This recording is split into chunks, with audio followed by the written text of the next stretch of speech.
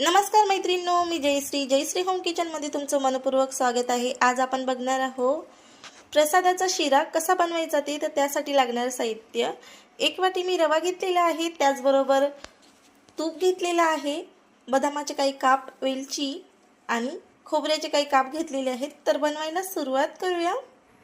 तर हा शिरा खूप छान आणि दाणेदार बनतो। तर सर्वप्रथम आपल्याला यामध्ये घालायचं आहे तूप। तर या वाटीने अर्धा वाटी तूप घातलेला आहे। तर छान असं वितळून घ्यायचं आहे ते, आणि वितळल्यानंतर यामध्ये घालायचा आहे रवा आणि खरपूस असा आपल्याला मंद गॅसवर छान असा भाजून घ्यायचा आहे एकदम फुलेपर्यंत। तर यामध्ये आपण आता रवा घालणार आहोत।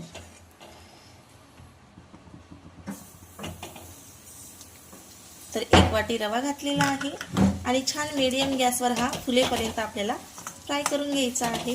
तर छानपैकी असा भाजून घेणार आहोत आपण। तर मीडियम गॅसवर छान असा फुलेपर्यंत आपण भाजून घेणार आहोत।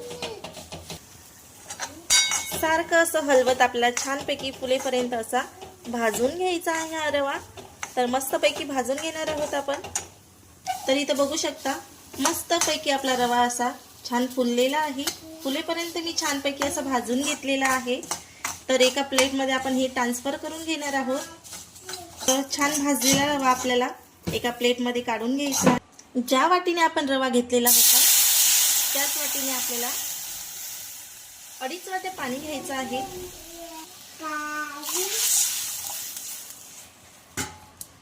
आणि ही अर्धी वाटी, आणि छान हे पाणी खळखळीत उकळून घ्यायचं आहे आपल्याला। यामध्ये घालायचा आहे कलर, आवडत असल्यास घाला किंवा स्किपही करू शकता।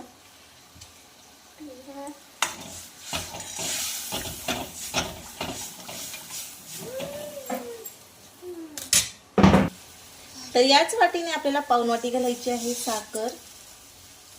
साखर कमी जास्त करू शकता तुमच्या गोडीनुसार। साखर पूर्णपणे आपल्याला वितळून घ्यायची आहे। तर इथे बघू शकता पूर्णपणे आपली साखर वितळलेली आहे। तर यानंतर यामध्ये आपल्याला सर्वप्रथम घालायचे आहे ड्रायफ्रूट।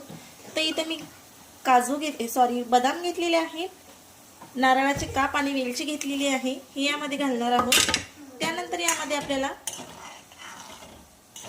छान असा भाजलेला रवा घालायचा आहे। तर थोडा थोडा रवा आपल्याला यामध्ये घालून छानपैकी असा मिक्स करून घ्यायचा आहे।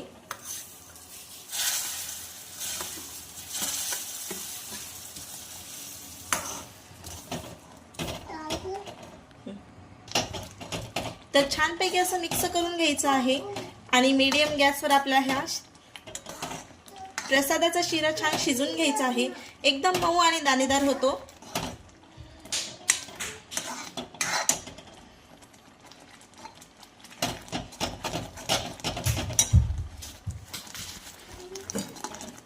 तर इथं बघू शकता तुम्ही अतिशय छान असा दाणेदार हा प्रसादाचा शिरा बनतो। अशा पद्धतीने बनवल्यास, आणि प्रमाण मी ॲक्युरेट सांगितलेलं आहे, अजिबात पातळ होत नाही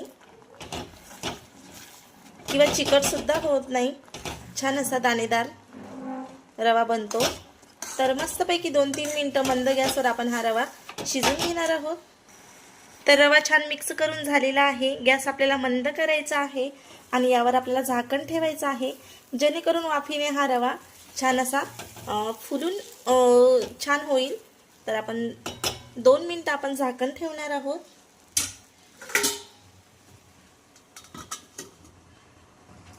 तर इथं 1-1.5 मिनिटं छानपैकी झालेला आहे। तर यावरला झाकण काढून आपण रवा कसा झालेला आहे ते बघणार आहोत। तर अतिशय छान असा आपला रवा झालेला आहे। तर इथं बघू शकता तुम्ही दाणेदार झालेला आहे रवा आपला मस्तपैकी। तर या स्टेजवर आपल्याला गॅस बंद करायचा आहे। तर बघू शकता इथं रव्याचं टेक्स्चर बघू शकता तुम्ही, मस्तपैकी झालेला आहे। तर सर्व करून घेणार आहोत आपण।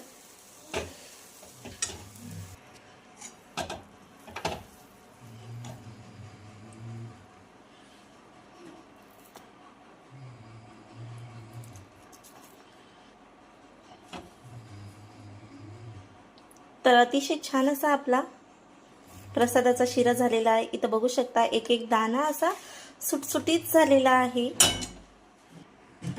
तर कशी वाटली तुम्हाला रेसिपी नक्की कमेंट करून सांगा. इथं बघू शकता तुम्ही.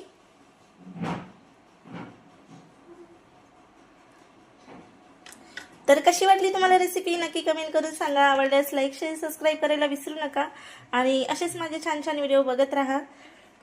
धन्यवाद.